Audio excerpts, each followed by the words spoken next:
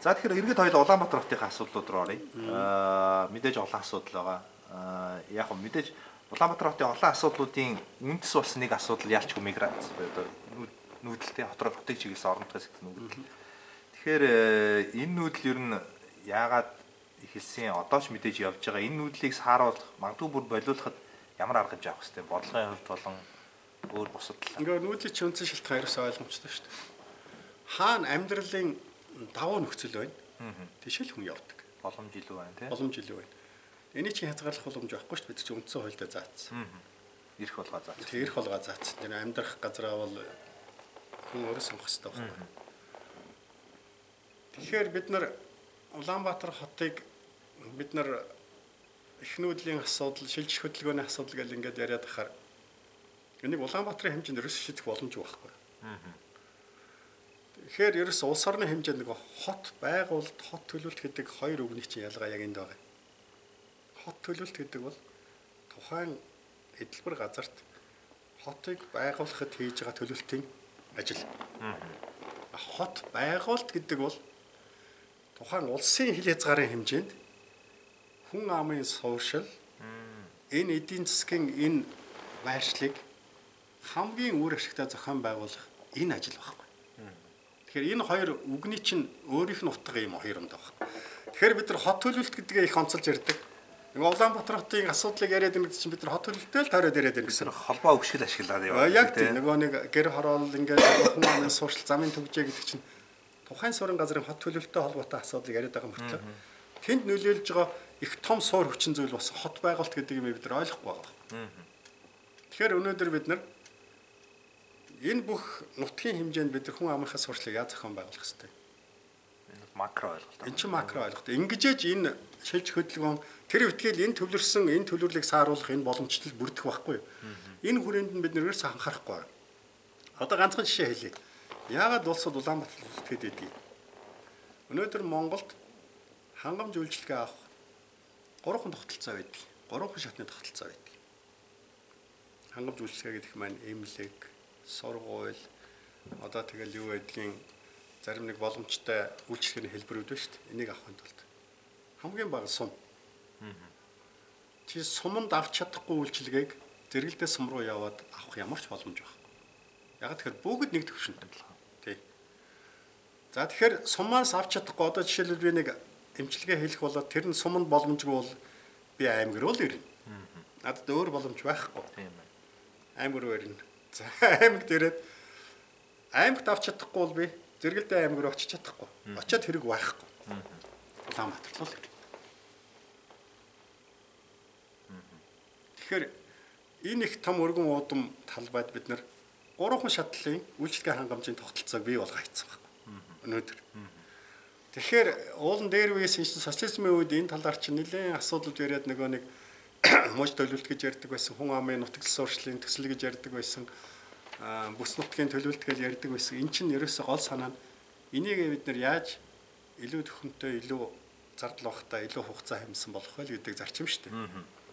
Тэгэхээр хамгийн наазах нь энийг 5 үе шаттай болох арга хэлбэр байна. Сум дундын гэж ярьдаг үйлчлэгээний хэлбэр шүү дээ. Сум дундын. Тэр чинь хэд хэдэн сумын дунд нэг сайнлагч юм. Нэг илүү үйлчлэгээ үзүүлэх боломжтой тэр бүтцийг бий болгох гэсэн үг байна. Тэгвэл хүн аймаг руу явах тэр цаг хугацаа зардлыг хэмнээ. Тэр юунаас үйлчлэгээ авах боломжтой байна. Тий.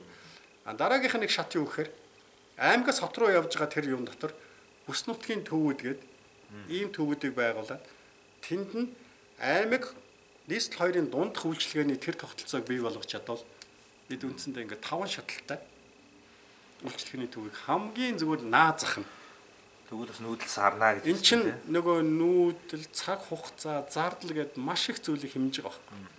Тэгэхээр хүмүүс чи яадаг вэхээр нөгөө цаг гэдэг нийгмийн үнэт баялаг.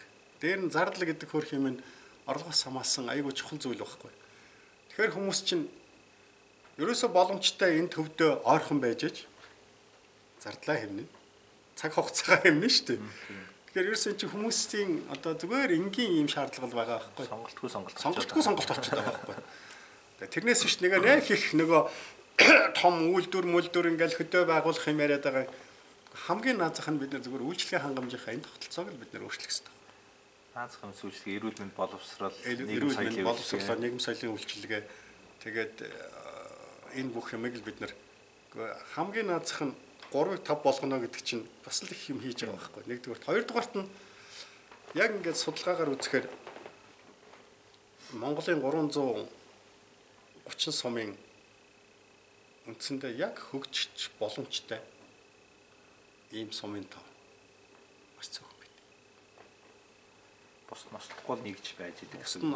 Ослохгүй л нэг засаг захиргааны нэгж мөртлөө тэнд хүн амьдрах нөхцөл дээр нэг суурин газар бүрдэх төрөний яриад байгаа тэр тохиромжтой нөхцөл хязгаарлагдав. Амьд байх тийм. Амьд байх.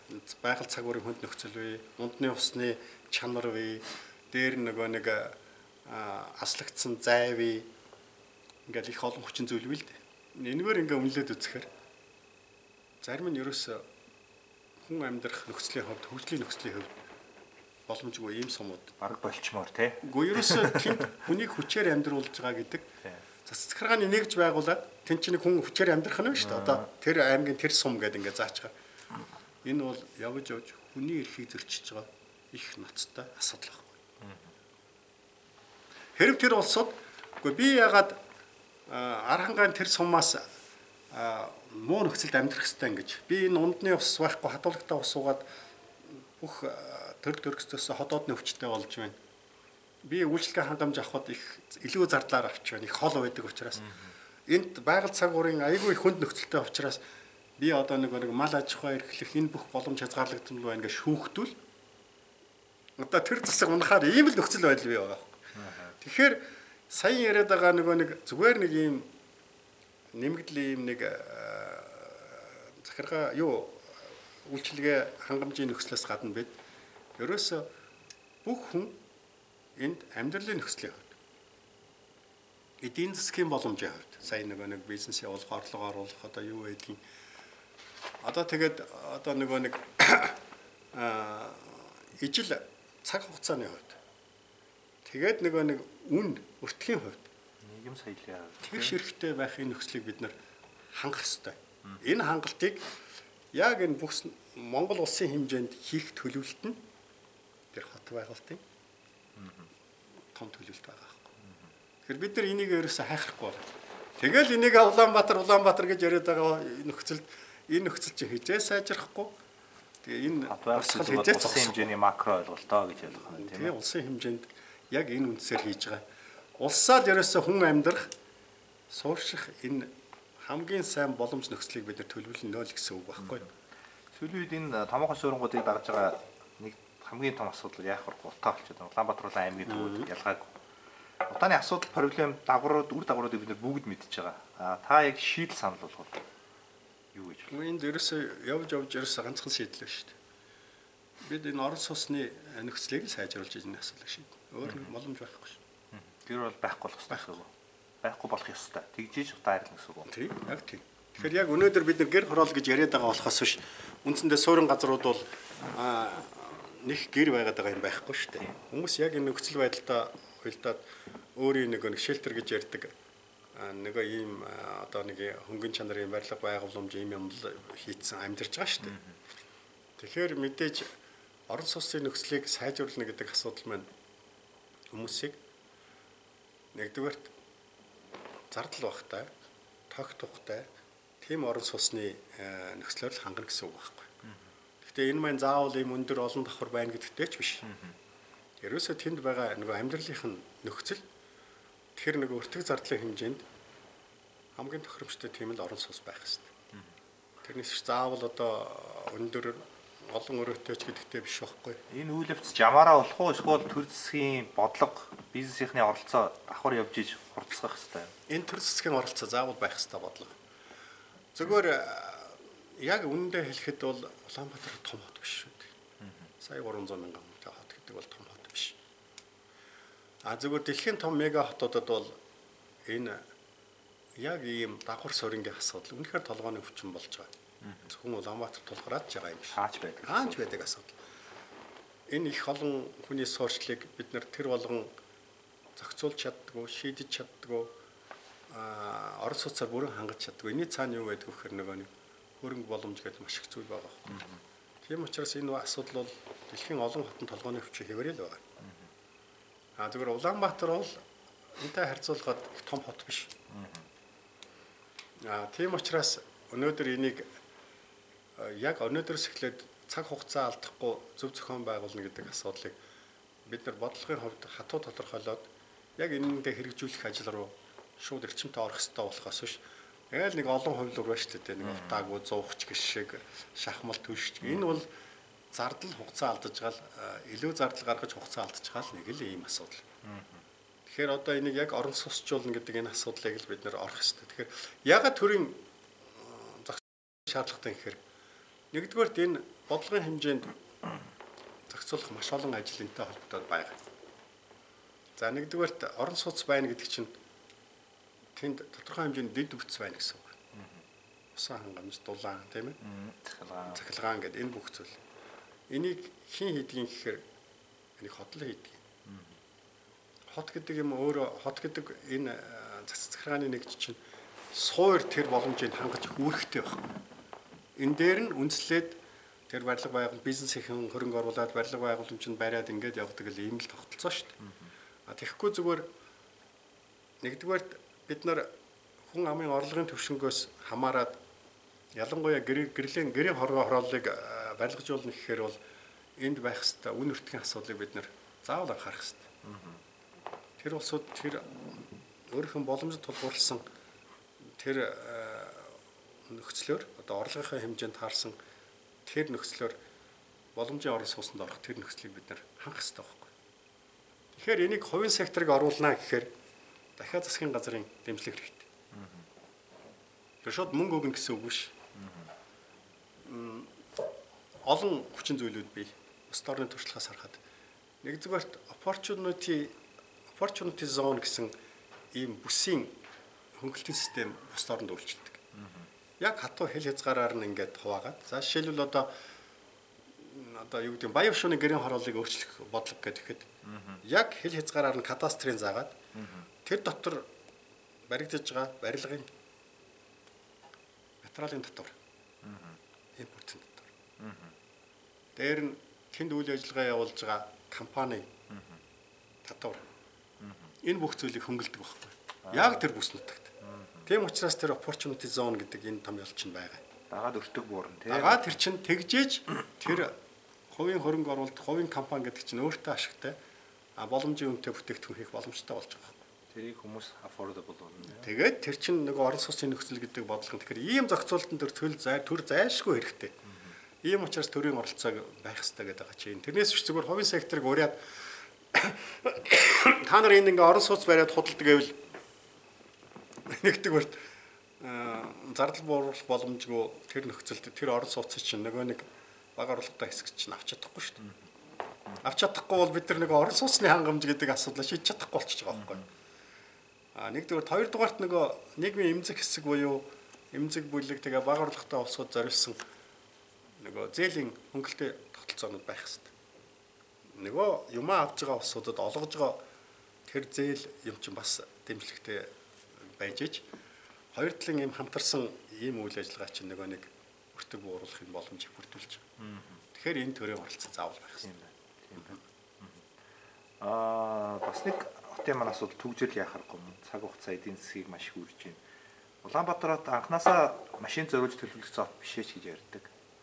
Гэвтэл нийгмийн хөгжлөд дагаад хүн болгон машинтай болчлоо. Одоо бид нар яах вэ? Ингээд хөгжрөөс өсөд байх юм уу? Эсвэл энэс гарах арга зам байна уу? Шийдлээ. Гүн гарахгүй болохгүй л дээ. Энд чинь тэгтээ төгжрөл гэдэг юм нэг хүн амаас хамаардаг зүйл биш шүү дээ. Өнөөдөр дэлхийн за одоо нэг ойрын 10 жилийн дотор дэлхийн хамгийн хүн амтай хот болох 30 сая хүнтэй болох Токио хот байна. Токиод төгжрөл манайх шиг биш шүү дээ. Тэгэхээр энд чинь нэгдүгээрт сайн яриад байгаа хамгийн зөв оновчтой төлөвлөлт гэдэг юм бэ. Энэ замын сүлжээ, энэ бүх зүйлийг бид нар маш оновчтой төлөвлөх хэрэгтэй. За нэгдүгээр асуудал нь хуучин яг нөгөө социализмын үеийн бага хувийн машин гэдэг юм баг байхгүй энэ төлөвлөлтийн энэ шийдэл одоогийн энэ цаг үед мэдээж тохирохгүй. Тэгэхээр энийг бид нар яаж өөрчлөх юм гэдэг ийм асуудлыг бид нар их нухацтай авч үзэх хэрэгтэй байхгүй. Нэгдүгээр асуудал. Хоёрдугаарх нь сая Владивостокт Японы хөрөнгө оруулалттай бүх замын тохиоллын системийг өөрчилсөн. Тэгэхэд зөвхөн энэс төгжрлэг 30% бууруулж ийн гэж байгаа байхгүй. Тэгэхээр бид нар ийм боломжуудыг бүгдийг зэрэг хайх хэрэгтэй байхгүй. Гэрлийн тохионыхоо бүх одоо өнөөдрийн энэ тоног хэрэгслийг нөгөө бүх мэдрэмжээр нь яг хөдөлгөөний эрчээр нь зохицуулж болдог автомат зохицуулалтаа энэ систем рүү бид нар орох хэрэгтэй. Нэгдүгээр. Одоо энийг чи хэн зохицуулж ирэхээр замын цагдаа зохицуулж байгаа байхгүй. Цагдаа зогсоогоол гүйгүү яг зам дээр нөгөө нэг цагдаа шүглдэл нэг хэсэг нь хааж байгаа нэг хэсэг нь явуул. Энийг чинь тэр гэрэл автоматар програмчлал зохицуулах хэрэгтэй. Нэгдүгээр зохицуулалт. Энэгээр бид тодорхой хэмжээнд бууруулах хэрэгтэй боломжгүй бий. Хоёр дахь асуудал нь юу гэхээр хот гэдэг зүйлд хамгийн чанд мөрддөг нэг их том хууль бол замын хөдөлгөөний дүрм шүү дээ. Тэгэхээр энийг энэ хөдөлгөөнд оролцож байгаа явган зорчигчч бай, машинтай одоо жолоочч бай, нийтийн тээврийн хэрэгсэлч бай чанд мөрддөг ийм л дүрм шүү дээ. Тэгэхээр энэ дүрмийг чанд мөрдүүлэх энэ асуудлынх нь гол ерөөсөө хөшүүр эдийн засгийн хөшүүрг байдаг. Маш их өндөр татвартай, торгуултай. Тэгээд тэр торгуулийг нь бол зөрчлийн бүрэн одоо бүртгэж илрүүлж чаддаг. Энийхээ дагуу бүх нөгөө санхүүгийн хөшүүргээр торгуулийн систем маш мундаг үйлчилдэг. Ийм систем байна. Автомашины тоог бууруулахын тулд төрийн зүгээс нэг татвар ч юм уу тийм бодлого тодорхой бодлого гаргах ёстой. Энэ бол өөрөө их олон зүйл хамаардаг. Зөвхөн төвжирэлт төдийгүй нөгөө байгаль орчны асуудал гэж олон асуудал шүү дээ. Экологийн асуудал. Энтэй хамаараад бус орнд ч нэг хуучин машины татвар өндөр байдаг шүү дээ. Энэ ч нэг агаарын бохирдлын бас нэг л хүчин зүйл байна. Машин гэдэг зүйл чинь. Энэ байна. Тэгээд дээр нэг хуучин машин гэдэг нэг хөдөлгөөний аюулгүй байдлын бас нэг чухал зүйл байхгүй. Тэрний нэг техник бүрэн бүтэн байдал энэ бүх зүйл чинь бас л энэ аваар услын эрсдлийг бий болгож байгаа нэг зүйл шүү дээ. Тэр үтгэл гадаадад яадаг вэ гэхээр тээврийн татварыг тогтоохдоо зөрчлийнх нь тоогоор ялгууртаа тогтоодог. Би одоо татвараа төлөх гэж очив штэ. Тэгэхэд миний бүртгэлийг хараад за энэ нөхөр хэдэн удаа дүрм зөрчдөг гэдгээр би олон дүрм зөрчсөн бол их дүрм зөрчдөг хүн өндөр татвар төлдөг байхгүй. Энэ мэтчлэн эдийн засгийн ийм хөшүүргүүдийг маш эрчимтэй авч ээж энийг зохицуулдаг ийм л зүйл л дээ. Нэг гарцсан хүмүүс метро гэж яриад байдаг. Тэнд үжиглийг бууруулах. Яг уу хүмүүс тэгж боддог боловч энэ үнэхээр тооцоо судалгаатай та мэрэгжлийн үеийн хувьд энийг хэр дэмждэг вэ? Метроны асуудлыг. Метро гэдэг зүйл цаана эдийн засгийн үр ашиг гэдэг юмтай л яг тойлдоотой шийдэх төстэй асуудал. Зүгээр хийчээ татаасаа улсын татаасаар явж болох уу? Энэ ч нутаг байхгүй шүү дээ. Тэр чинь ягаад тэгэхээр өшөө энэ Улаанбаатар хотын хэмжээнд нийгмийн хэмжээнд шийдэх хүчний асуудал байхад бид нар ямар тооцоогүй нэг метро хийчихэд тэгээд тэрнийхээ татаа төлөөс сууж иж болохгүй байхгүй. Нэгдүгээрт.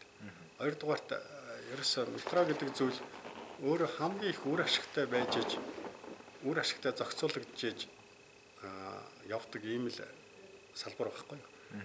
Тэр нэг метроны тээвэрлтийн хурд байна, багтаамж байна, тэр хоорондын цаг байна. Энэ чинь маш нарийн зохицуулалтаа явдаг ийм зүйл. Тэрний цаана юу байгаа гэхээр сая нэг эдийн засгийн үр ашиг гэдэг юм байна.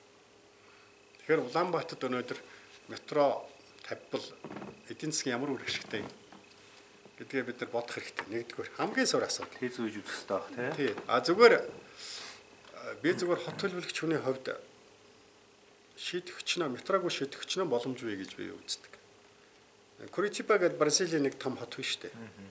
Сая 600 мянган хүнтэй. Тэр хот нүүбийн яг хот төлөвлөлтийн менежментийн чиглэлээр их одоо онцгой төслийг үр ашигтай хэрэгжүүлсэн гэдгээр их цуутай хот байхгүй. Curitiba гэж хот байна. Энэ Пош гаралтай нэг архитектор энэ засаг дарга хийж байхдаа Curitiba хотыг 3 юмын эрс өөрчилсөн. Нэгдүгээр нь нийтийн тээврийг хамгийн зөв бүтээл зохион байгуулж чадсан. Тэгэхээр яг хотын энэ төвчрлийг бууруулах нэг боломж чинь нийтийн тээврийн хамгийн зөв зохистой, хамгийн тоглог ийм л бүтц шүү дээ. Тэгэхээр Curitiba хот сая 600 мянган хүнд ерөөсөө нэг 800 гаруй автобусыг маш зөв менежментээр зохион байгуулж явуулдаг. Богны тээвэр, дундын тээвэр, уртын тээвэр. Тэгээд нөгөө хотын нийтийн тээврийн хэрэгслийг яг нарийн цаг графикаар явуулахын тулд замынхаа бүтцийг бүрэн өөрчилсөн. Нийтийн тээвэр зөвхөн голын замын голоор явдаг. Ямар нэгэн хөдөлгөөний төвжирэл юмд ордоггүй. Тэгээд нөгөө автобусны буудал энэ бүх зүйлийг яг тэр үнд нь тааруулаад ингэ хийцэн. Нөгөө зорчигчдын аюулгүй байдал ийм бүх юм яг тэр үнд тааруулаад хийцэн. Тэгээд тэр нөгөө чиглэлүүдэд хамаарсан менежмент нөгөө нэг автобус хоорондын зай энэ бүх зүйлийг маш нарийн хямдаг. Ингээд нийтийн тээврийн асуудлыг ингээд бүрэн шийдчихээр хүн тэр болгон зардал гаргаад тэр болгон төвжээнд машина унаад явах сонирхол бий болдоггүй. Нэг дэх асуудал. Хоёр дахь асуудал нь хотын хогийн асуудал. Улаанбаатар тусал толгойн хүчин шүү дээ. Хогийн асуудлыг яаж шийдсэн гэхээр иргэдээс хог нь худалдаж авдаг. Ийм тогтолцоо төрсөн. Чи хогоо мөнгөөр шүү. Тий, хотын мөнгөөр. Чи хогоо ингээд савлаад ялгаад аваад ир. Бид нар кейлээд тэгээд мөнгөнд чинь өгнө. Тэгэхээр хүмүүс өөрийнхөө хог төдийгүй одоо хажуу чинь нэг жоохон боломжтой хөрш байвал би чиний хогийг авчих уу? Цуглуулаад эхэлдэг байхгүй. Тэгээд хог хаяг гэдэг юм байхгүй. Бүх хог хураадаг цэг дээр улсууд нөгөө төлбөртэй хогоо тушаах гэж хогч баялаг болсон тий. Тэгэхээр энэний цаана нөгөө тэдэргүй хог гэж маш их зардал тус гардаг байхгүй. Тэгэхээр ингээ худалдаад авчихаар тэр зардал хэмнэгдэж чинь гэж. Тэр зарлаараа л худалдаад. Тэр зарлаараа л худалдаад авчиж байгаа байхгүй юу. За тэгээд дээр нь энийг зүгээр мөнгөөр худалдаж авдаггүй. Яадаг вэ гэхээр тэр хотыг эргэн тойронд газар тариалангийн жимс ногооны зүгээр юм жижиг аж ахуй маш их байдаг байхгүй. Тэр иргэдээс хүнснийх нь ногоог жимскний хот худалдаж авдаг. Яг ингээ иргэд ингээд хийсэн гэрээнийхээ дагуу одоо юу гэдэг төмсөө ч юм уу, банана ч юм уу ингээд одоо сар тутмын хідэн ч юм эсвэл тодорхой улирал ч юм уу ингээ хийсэн гэрээнийхээ дагуу авчиж хоттоо өгдөг. Хот тэрийг худалдаж авдаг. Тэгэхээр тэр чинь нөгөө жижиг дунд бизнес энэ өрхийн орлогыг дэмжиж байгаа их хөрхэн юм арга хэлбэр болчихж байгаа. Дараа нь тэргүүр юу хөө? Тэр хүнсээр нөгөө хог худалдаж авах юмдаа өгдөг байхгүй. Тэгэхээр нэг сумаар хоёр тул аваад байгаа. Тийм байна. Зардлаараа жижиг дунд үйлдвэрийн бүтээгдэхүүнийг худалдаж аваад хүнсний бүтээгдэхүүн өндөг бүх юм тэгээд хог авчирч өгсөн улсуудаа хүнс өгдөг байхгүй. Өндөг өгнө, дахианы мах өгнө, жимс өгнө, хүнсний ногоо өгнө. Ингээд давхар хамгийн зөв бөгөөд энэ үр ашигтай менежмент хийснээр нэгдсэн үндэсний байгууллагын юунд бүр онцгой туршлага гэж явдаг ийм хотын жишээ байна. Тэгэхээр бид нар эхлээд энэ боломжийг бид нар хайх хэрэгтэй болохоос бид нар ч нэг тийм шууд метро гэж ярьдаг. Уулгамж байж болохгүй гэсэн. Магадгүй хөрөнгө оруулалтын хэмжээ нь хэр байхын, үр ашиг нь хэр байхын гэдгийг ярихгүйгээр метро гэж яриад байдаг. Тэгт магадгүй метроноос хамгийн эхлээд бид нар ч нөгөө нэг энэ хотын тогтолцоо маань нэг ийм сунцсан тогтолцоо байгаа шүү дээ. Баруун зүүнрөө сунгацсан. Энэ нөхцөлд ганц ийм нөгөө нэг хөөрхөн ил метро биш бага зардалтай нөгөө цахилгаан галт тэрэгний тийм үндсэн урсгалтай. Тэгээд хотын баруунаас зүүн рүү тэгээд нэг гол үйлчлэгээний цэгүүд рүү зогсдог ийм шугам эхний ээлжинд барихад магадгүй энд юуны чинь нэлээд их хувийг бид нар бууруулж болох боломж байгаа. Тэгэхээр ийм боломжуудыг эхлээд хайх хэрэгтэй. Шууд метро гэж ярьдаг асуудал бол би тэрийг их зөв шийдэл гэж үздэг.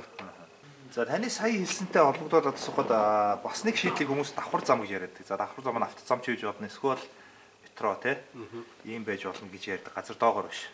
Гэтэл энгийн хүмүүс голдууд тэрийг хийх ёстой гэж ярьдаг бол мэрэгжлийн хайр дургу байдаг. Архитекторууд, төлөвлөгчд бол энэ бол хотын өнгөсөмжид муугаар нөлөөлдөг, сүудрэл ихтэй, манай төгсөд тохиромжгүй гэдэг ч юм уу. Та энэ тал дээр ямар байр суурьтай байдаг? Тэгэхээр хот төлөвлөгч тусуудын нэг их баримталдаг зарчим бол яг шийдлийг юунд зориулж юг шийдэх гэж байгаа юм бэ гэдэг их тийм суур зарчмыг их анхаарч үзэх ёстой байдаг л да. Тэгэхээр зэрэг ялгаагүй нөгөө гүүрэн замууд гэдэг маань ямар хотуудад их байдаг гэхээр нэг хотоор дамжаад дараагийн нэг том суурин газар очдог. Ийм хөдөлгөөний тогтолцоонд голдуу хэрэгэлдэг зарчим байхгүй. Дамжин өнгө гэсэн үг. Дамжин Улаанбаатараас жишээлбэл ингээл дундуурын төвжирлэр нэвт биш. Эндээс ирээд Улаанбаатарт орох хэрэггүй шууд налах явах ёстой бол хамгийн зөв ийм одоо замын шийдэл сүлжээ. Тэгэхээр яг Улаанбаатар одоо яг Улаанбаатарыг дамжаад явъя гэвэл за ийшээ нэг налах орно. Ийшээгээ хаашаа очих вэ? Эмээлт орох уу? Тэгэхээр энэ суурин маань өөрөө ямар суурин бэлээ гэдгийг нэгдүгürt бодох хэрэгтэй. Зүгээр одоо шинэ хэсэг буудал тэгээд дараагийн ойр орчин байгуулагдах тийм суурин газрууд хэрв энэ асуудлаа бид нар ярьж байгаа бол энтэйгээ уялдуу шийдэж болно. Харин тэгэхээр зүгээр нэг хотын хөдөлгөөнийг төвжирлэг бууруулна гэж гөөрхөн зам барина гэдэг бол өөрөө зөв шийдэл биш. Тийм учраас хотын төвөр тийм учраас мэрэгжлийн энд чинь тийм дуртай биш байгаа. За тийм зүгээр гүүрэн одоо монорельс гэж ярьдаг тийм тээврийн хэрэгслүүд голдуу ямар газар баригддаг вэхээр жишээлбэл Бангкок хотод нэлээд тийм төрлийн тээврийн хэрэгсэл байдаг. Бангкок өөр хөрс муутай байхгүй. Их элсэрхэг ийм сул хөрстэй. Тийм учраас Бангкокт бол метро хийх боломж байхгүй. Газар доогуур хийх боломж байхгүй. Бангкок ч их олон сая хүнтэй хот шүү дээ. Маш их төвжирэлтэй бас юм хот. Тэгэхээр яг нэг өөрийнх нь нөхцөл байдлаас хамаарат шийдэж байгаа бас нэг шийдлэл хэлбэр байхгүй юу? Өөр арга байхгүй. Монгол Улаанбаатарт хийж болох уу гэвэл болно. Дахиад нэг үр ашиг хөрөнгө оруулалт тэгээд сайн яриад байгаа яг энэ хотын өөрийнх нь тогтох энд амьдарч байгаа улсуудын тогтох гэдэг юм бид нар бодож шийдэх хэрэгтэй. Ийм л хэлбэр байхгүй. Зүгээр түрүү миний ярьдаг анхаарлах сэдв энэ хөдөлгөөнийг бууруулах боломжтой бүх хамгийн хялбар бөгөөд бага зардлаар хийх бүх боломжуудыг бид нар эхлээд энэ дээр хэрэгжүүлэх хэрэгтэй. Тэгэхгүй нэг том шийдэл ярьчаад суугаад байвал тэр нь шийдэгдэхгүй энэ асуудал шийдэгдэхгүй л байхгүй. Гэр хороол гэдэг зүйлийг за нэгдүгээр гэр Монголын үндэсний уламжлалт зүйл. За тэгээд хүрээнээс ахуулаад гэр хороол гэдэг бол хотын одоо жишээ нь монголчуудын үндэсний өв уламжлалын нэг хэсэг, соёлын нэг хэсэг юм а гэж үзээд гэр хороолыг тодорхой хэмжээг байх ёстой гэж үздэг нэг хэсэг байна. Гэтэл бүр устгах ёстой гэж байх ёсгүй гэж үздэг. Та тэгэхээр энэ гэр хорооллын энэ нийгэм соёлын хэв шинжийн талаас нь юу гэж харддаг вэ? Байх ёстой юу тодорхой хэмжээгээр? Гэр бол нэгдүгээрт яг тухайн үеийн монголчуудын амьдралын онцлог таарсан хамгийн тохиромжтой ийм орон сууцны төрөл. Энэ бүр одоо цогц гэж хэлж болохоор төгс хэлж болохоор ийм шийдэл байхгүй. Гэхдээ нүүдэлчдийн хувьд тэр тухайн амьдралын онцлогоос нь хамаарсан, тэр нөхцөлдөө хамаарсан. Мэдээж тэр нөхцөлдөө уялдуулж энийг хөгжүүлсээр байгаад бүр одоо энэ төгс болгоцсон ийм л зүйл шүү дээ. Зүгээр энийг хотод авчраад сууршуулна гэхээр нөгөө нэг зориулт нь өөр болчих жоохгүй. Энд чинь зүгээр нэг хүн амьдардаг ийм орсосны хэлбэр биш шүү дээ. Яг нөгөө нэг тэнд амьдарч байгаа улсуудын амьдралынх нь үйл ажиллагаатай уялдсан ийм л зүйл. Тийм ээ? Мал аж ахуйн эрхлэлтэй үлрэрлийнхаа нүгэд явхад хялбархан, тээвэрлэхэд хялбархан, барьж буулгахад хялбархан, олон дахин ашиглах боломжтой тэр материалууд нь тэгээд нөгөө нэг байгаль цагуурын яг нөхцлүүдэд таарсан зохицуулж болдог, дулаалж болдог, одоо нэмгэлж болдог. Яг энэ манчдаг, шуучдаг. Тэгэхээр энэ юмыг бид нэр хүчээр Монгол гэрэл Улаанбаатарт байх хэрэгтэй гэдэг энд авчирч суулгах гэвэл энэ чинь зөрчилдөд эхэлж байгаа байхгүй. Тэгэхээр гэр гэдэг бол үнэхээр нүүдэлчдийн үнэхээр гайхамшигтай бүтээл. Тэгээд үнэхээр төгс бүтээл. Энийг өөрчлөх гэж их олон янзаар үзлээ шүү дээ. Тэгээд эн чинь амжилтанд хүрэхгүй байгаагийн гол шалтгаан нь төгсөрцөн гэсэн үг байхгүй юу? Материалын сальж үзлээ, одоо хийц маягийг өөрчилж үзлээ. Тэр нь их л тийм амжилтанд хүрэхгүй байгаа шүү. Тэгэхээр зэрэг энийг бид нар тэр утгаас нь ойлгох хэрэгтэй. Энэ Монголын өв гэвэл өв. Тэгэхээр энэ өвийг хадгалж явах хэрэгтэй гэвэл хадгалж явах хэрэгтэй. Зүгээр энийг шууд Улаанбаатарт энэ чинь монголчуудын сууц юм чинь Улаанбаатарт энэ амьдрах сууцаа гэдэг ойлголтоор ойлголтно гэдэг бол ойлгоно гэдэг бол бас тийм зөв шийдэл биш. Энэ дээр бол 100% санал нэг байна яа харахгүй. Бас нэг энэ төвлөрлийг сааруулах арга нь одоо аймгийн төвүүдийг ч юм бишээ хотын захиргаал ч юм уу, яам тамгын газрууд, эсвэл их сургуулиудыг хотоос гаргаад нүүлгэх ёстой гэж үздэг нэг хэсэг бий. Гэтэл эдгээр чинь хотыг бүрдүүлэгч хамгийн чухал элементүүд ч гэдэг гэж үздэг бас нэг хэсэг бий. Та энэ дээр ямар байр суурь? Тэгэхээр би ерөөсөө дагвар хотын асуудал, шинэ хотын асуудлыг дахиад нэг хот төлөвлөлтийн шийдлийн үндсэн зарчим болсон тэр үндсэн талаас нь л харж үзэх гэж хичээдэг юм. Тэгэхээр дагвар хот гэдэг асуудлыг байгуулахад харгалж үздэг нэг их чухал зүйл байдаг. Цаг хугацаа.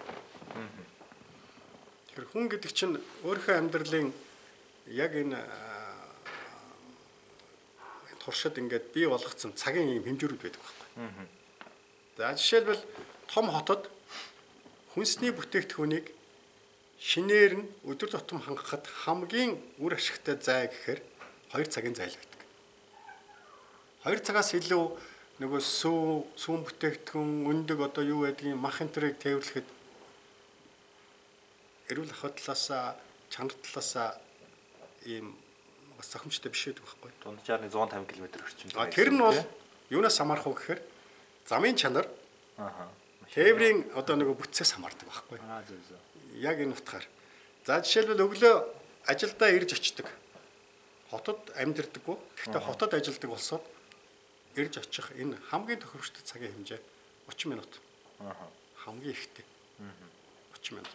Ингэжээж хүнд хотоос би зайдуу амьдарч шүү гэдэг мэдрэмж байдаггүй. Тэр нөгөө нэг энэ дискомфорт гэж ярьдаг ийм тогтохгүй байдал мэдэрдэг байхгүй. Чи 30 минут ажилдаа ирээл орчдөг. 30 минут ажлаас дараа 30 минут гэртээ очдог. Тэгэхээр энэ цаг хугацааны энэ нөхцөл гэдэг юм байна цаанаа нөгөө замын төлөвлөлт, тээврийн хэрэгслийн шийдэл гэдэг юмтайгаа их уялдаатай. Ямар тээврийн хэрэгсэл байх юм. Тийм ээ. Жишээлбэл одоо их хурдан ийм галт тэрэгний систем байгаа бол 2 цагийн тээвэр гэдэг чинь хол шүү дээ. 30 минут гэдэг чинь хол шүү дээ. Зүгээр эрдийн замаар бол 30 минут бол жишээлбэл хэр зайд байх вэ? Тэгэхээр яг харьцангуй ойлголт байхгүй. Тэгэхээр энэ дагуул хотын асуудал энэ бүх зүйлийг чинь нэгдүгээрт бид нар яг цаг хугацаа гэдэг энэ нөхцлөөс хамааруулж бодох хэрэгтэй. Мэдээж яг ажлынхаа байрны хажууд амьдарч байгаа улсууд бол өөр хэрэг. Гэтэл энэ том хот байгаа юм чинь энд нэг хэсэг нь ажиллана. Тийм ээ? Нэг хэсэг нь эндээс үйлчлэгээ хангамжаа аавна. Тийм ээ? Одоо юу байдгийг их тийм брэнд дэлгүүр юм уу, ийм юм үнэтэй дэлгүүр чинь хоттлаа байх цаа дагвар хотод байхгүй шүү дээ. Тэгэхээр энэрвэл одоо тийм хэрэглгээтэй олсод энд ирэх нь шүү дээ. Жишээлбэл зүгээр ингээд жишээ болгоод ярих. Тэгэхээр энэ цаг хугацааны энэ хүчин зүйл гэдэг зүйл тэр дагвар хотын байршил, шийдэлд, төлөвлөлтөнд аягүй чухал суурь болдог. Тэгэхээр энийг бид нар их нарийн бодох хэрэгтэй юм байна.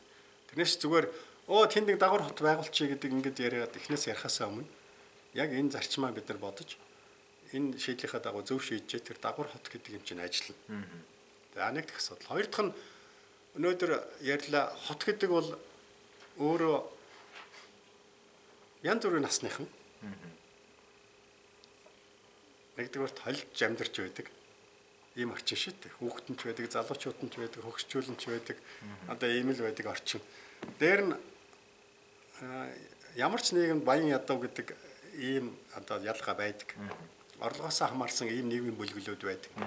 Тэгэхээр орлогоос хамаарсан нийгмийн бүлгүүд чинь тодорхой орлоготой тарсан үйлчлэгээ хангамжийг авдаг байхгүй юу?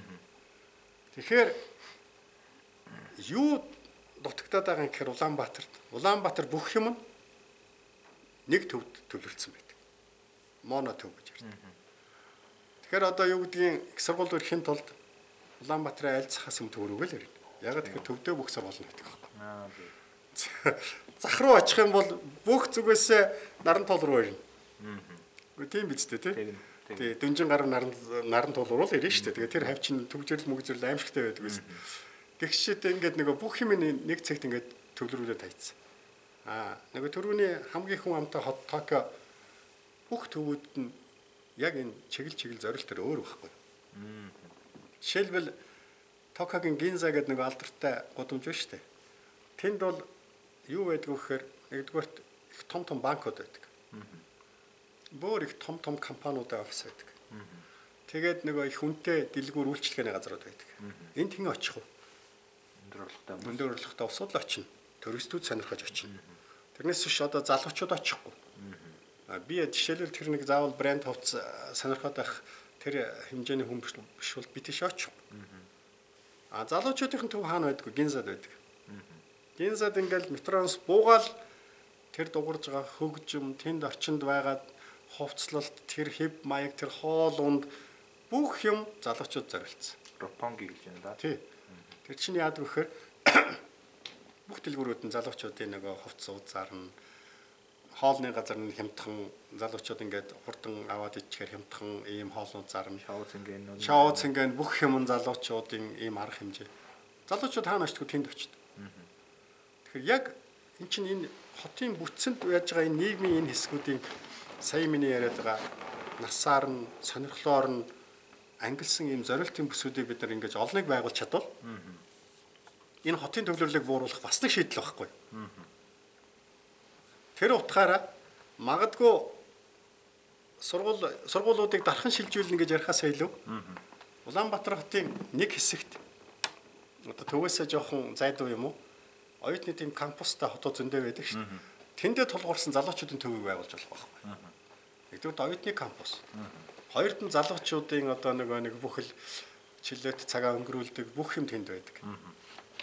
Тэгвэл энэ хотын чинь энэ төвд ингээ бужигнаад ах юм чинь ингээл бас нэг тодорхой хэмжээ шийдэж байгаа юм л хэлбэр шүү дээ. Бид зөвхөн тулгымцаа асуудлыг шийдэх гээд их зардлаар их хугацаа зарж хийх ийм шийдлийг яриад байдаг байхгүй. Гэтэл яг одоогийн энэ боломжинд бид нар богино хугацаанд боломж харагдаад байгаа байхгүй. Тэгэхээр зүгээр Улаанбаатар хотыг 2030 он хүртэлх хөгжүүлэх стратеги дээр яг энэ бий. Нөгөө энэ моно төвийг задлаад олон төв болгоно гэсэн юм байгаа. Тэгээд жишээл нэг хотын захиргааг нүүлгэнэ гэдэг чинь энэ шийдлийн бас нэг шүү дээ. Засгийн газар нь төвдөө байлаа гэхэд хотын захиргаан заавал төвдөө энэ засгийн газрын энэ үйл ажиллагааны төвдөө дахиж ингэж байх хэрэг. Хот нь бол тэндээ байя гэдэг чинь энийг задлыг гэсэн бас л нэг юм шийдлийн нэг хэлбэр шүү дээ. Тэгэхээр ийм дэм юмнуудыг бид нар ерөөсөө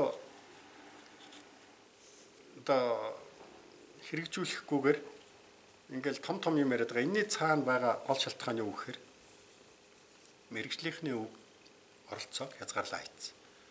Улс төрийн их оролцсон юм дандаа ийм юм байдаг байхгүй. Их том юм ярьдаг. Тэр нэг хэрэгждэг үү? Эн чинь нөгөө жирийн иргэдэд их таалагддаг сэдв шүү дээ. Дагвар хот байгуулна. Энэ юу ингээд нүүлгээл оюутнуудыг нүүлгээл ингээд хот маань гоё болчихно гэдэг. Тэгэхээр мэрэгжлийнхэн илүү энэ шийдэлд оролцсон гэдэг маань сая миний яриад байгаа боломжтой тэр хэлбэрүүдийг ашиглах боломжийг олгож байгаа нэг их боломж байгаа. Тэгэхээр мэрэгчлэлтний оролцоо, мэрэгчлэнүүдийн оролцоо үүрэг оройл гэдэг юм төлхөө байж ийм төлөвлөлтийн үндслэлтэй ийм шийдлүүд гардаг л та. Гэрлийн янзлах уу? Зүгээр үү? Арай ялгах явж байгаа. Таны сайн яриач яг миний нэг боддог бодлыг ажиллаа л да. Бас хөндөчлөө. Би заримдаа боддог байхгүй юу? Манай мэрэгжлийнхэн бас нэг талаараа арчааг байгаа юм шиг санагдаад. Өөрөөсөө манлайлж чадахгүй байна. Магадгүй зарим талаараа мэрэгжлийнхнаасаа дундаасаа хэдүүлээ дэмжиж байгаа тодорхой хэмжээний манлайлагчдыг улс төр рүү гаргаж иж бодлогоо хамгаалуулж явах хэрэгтэй болов. Бид нар мэрэгжлээсээ ширээний хараас үндэ өндөж чадахгүй байна л да. Тэгэхээр энэ мэрэгчлэтнүүд жишээ нь нэгэнт улс төр энэ бодлогыг тодорхойлж байгаа учраас энэ мэрэгчлүүдээс тодорхой хэсэг нь улс төр рүү гарч дуу хоолойгоо өргөж бодлогоо тодорхойлох хэрэгтэй. Наад чинь буруу шийдвэр. Би бол тэгж боддог. Мэрэгчлэтнийхний үүрэг хариуцлага оролцоог хангасан тэр бүтцийг бий болгоод заавал тэр улс төр тэр хэрэг байхгүй шүү дээ. Тэгвэл хуучин одоо майдургаач гэдэг юм уу байсан байгаа. Яг майдургаач нь тэр үед сайдрын зөвлөлийн орлогч байсан. Тэр нөлөө нь байсан үнэхээр. Тийм ч учраас энэ архитектор гэдэг юм энэ архитекторуудыг дэмжсэн ийм үйл ажиллагаа явдаг байсан.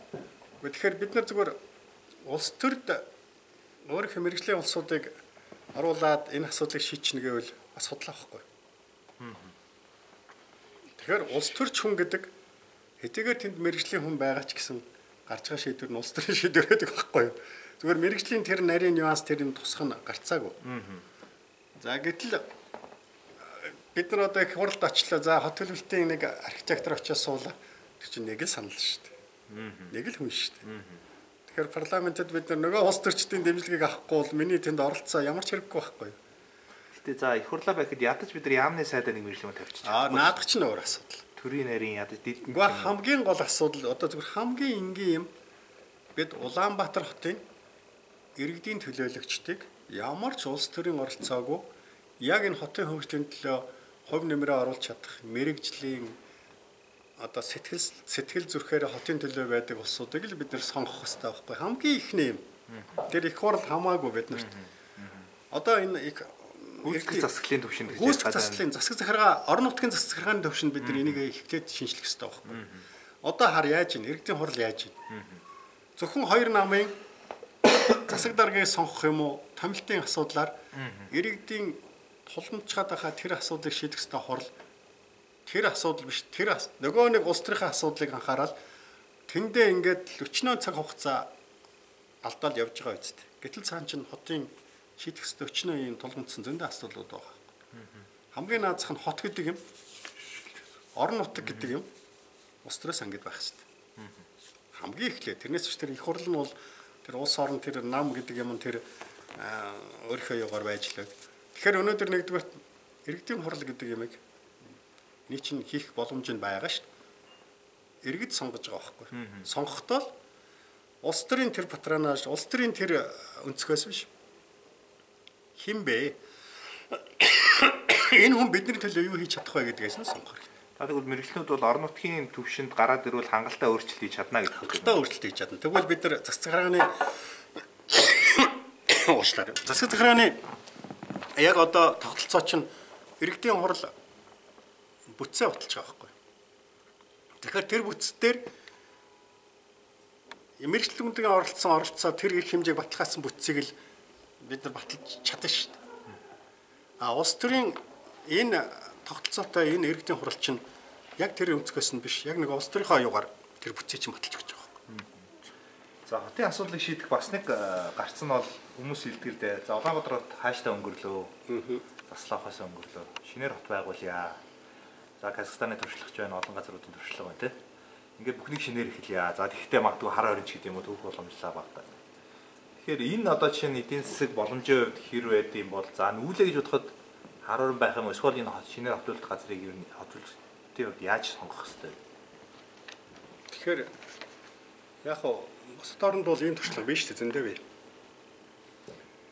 За Астана одоо ч нэг Нур Мухаммед лөө. Тий. Нур Султан.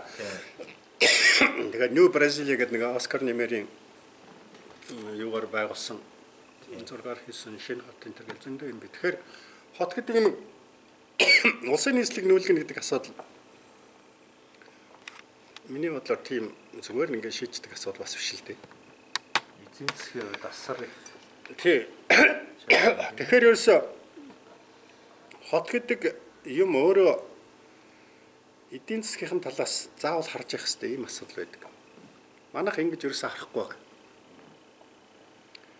Жишээлбэл Улаанбаатар хотыг өнөөдөр эдийн засгийн хувьас нь хатвал ямар үнэтэй хот юм бэ бид нар мэдэхгүй шүү дээ. Үүн гэдэг чинь за энд өртгөний үе. Тийм ээ. Боломжийн үе. Гэл маш олон үзүүлэлтүүд байгаа. Тэгээд одоо энэ дэд бүтцийн даацны үе. Гэл ингээл маш их олон юм байгаа. За жишээлбэл газар гэдэг энэ зүйлийг энэ баялагийг үнэлүүл ямар өртөгтэй болох юм ч гэдэг юм. Тэгэхээр бид нар эдийн засгийн талаас хотоо ерөөсөө үнэлж үзээгүй учраас хот маань өнөөдөр ямар төвшөнд байгаа юм бэ гэдгийг бас тодорхойлж чадахгүй байгаа. Тэгэхээр хотыг яагаад эдийн засгийн талаас нь харах хэрэгтэй гэхээр хот гэдэг чинь өөрөө эдийн засгийн бүтээгдэхүүний хувьд тодорхой төвшөнд очиод ашиггүй болдог. Одоо юу гэдгийг нягтралаасаа хамаарат, хүн амаасаа хамаарат, энэ дэд бүтцийн ачааллаасаа хамаарат тэр төвшөнд очиод ашиггүй болно гэдэг чинь энэ хотыг нүүлгэнэ гэдэг асуудал ярих үндэс болж байгаа. Тэгэхээр бид нар өнөөдөр Улаанбаатар хотыг үнэлж чадахгүй учраас Улаанбаатар хот маань ер нь одоо эдийн засгийн ямар хот юм бэ гэдгийг хэлж мэдэхгүй. Энийг үнэлэх шаардлага юу байгаа гэхээр магадгүй Улаанбаатар ч эдийн засгийн маш өндөр боломжтой хот байж магадгүй шүү дээ. Би бол боломжтой хот л гэж боддог. Жишээлбэл гэрийн хорооллын барилгажуулаад тэндээс гарах газар гэж нэг юм байна. Тийм ээ. За тэгээ өөрөх нь байршил байна. Яг өнөөдрийн яг энэ байршил байна. Энэ яг нөгөө Транссибирийн төмөр замын гол байдал. Тэгээд Хятадыг Оростой холбосон энэ замын сүлжээг сайжруулах бид нар транзит тээврийн гол байрлж гэх юм уу. Тэгэхээр ийм юм олон хүчин зүйлүүдийг бид нар үнэлээд өнөөдөр хотынхаа үн цэнийг эдийн засгийн талаас нь тогтоох хэрэгтэй байна. Магадгүй эдийн засгийн үзүүлэлтээр бид нар хотын дэд бүтцийг илүү үр дүнтэй болох ачааллах шаардлагач гарч ирж магадгүй. Ачаалал. Тэгэхээр энэ үзүүлэлтүүдээ бид нар бодож ээж нэгдүгээр хот маань цаашаа ямар боломж байгаа. Тэгээд тэр тусмаа хувийн секторыг гадны хөрөнгө оруулалтыг татах тэр боломжийг нээх үзүүлэлт чинь энэ байхгүй. Гадныханд за Улаанбаатар ийм ашигтай сонирхолтой хот шүү гэдгийг эдийн засгийн тоон үзүүлэлтээр тавьж ээж гадныхан хөрөнгө оруулах уу гэдэг асуудлаа ярих боломжтой ш. Тэрнээс ч зүгээр ирсэн гадны төлөөлөгчдийг хөөе Улаанбаатарт хөрөнгө оруулаач гэдэг хүн хөрөнгө оруулах байхгүй. Удамжаар дагуулж яваал тий. Удамжаар дагаж яваал. Гадаадынхан ч биш ерөөсө хувийн сектор. Тэгэхээр эн чинь эдийн засгийн талаас бид нар хотоо үнэлээд хот маань өнөөдөр яг ямар нөхцөл боломжтой байгаа гэдэг юм бодох хэрэгтэй. Би ганцхан жишээ хэлье. Улаанбаатар хотын дэд утсын суур хангамж нь ингээд бүрдсэн А бүс гэж ярьдаг бидний энэ их үнэтэй энэ нөхцөлийг бид нар энэ орчинг бид нар маш үр ашиггүй ашиглаж байгаа. Энэ бүсэд юу байна? Нөгөө зах нь байна. Ямар ч ашигтлахгүй зүгээр машины зогсоол болоод нэг цагийн төлбөр хураагаад байж байгаа хоосон зайнууд байна. Жишээлбэл дээр нь магадгүй нэгтгэрлийг сайжруулад нэгтгэрлийг сайжруулах шаардлагатай тийм барилгацсан хэсгүүд байна. Одоо нөгөө яг над хотынх надыг энэ хөрч юу яриад байгаа ингээд дургуусч магадгүй. Гэхдээ яг бод байдал тийм. Жишээлбэл 40-50 мянга. Хотын яг энэ төвд байгаа хэсэг бид нар яг энэ хэвээр нь байлгах юм уу? Энийг нэгтгэрлийг сайжруулад өндөрлөх юм уу? Бид нар энийг ярих л ёстой асуудал байхгүй. Тэгэхээр хот гэдэг юм чинь өөрөө яг энэ талаасаа ингэж ярьж иж тэр нөгөө нэг үр ашиг гэдэг юм чинь бид нар сайжруулдаг. Тэгжээж эн чинь дэд бүтцийн үр ашигтай хэлбэр бууж иж бий болж иж бидний нөгөө зардал гэдэг юм чинь буурдаг. Нөгөө нэг усны чинь зардал, дулааны чинь зардал одоо юу байдгийг нийтийн тээврийн зардал гэдэг юм чинь энэс л хамаартай л зөв шүү дээ. Тэгэхээр бид нар хотоо яг энэ талаас нь үнэлэх ёстой юм байна.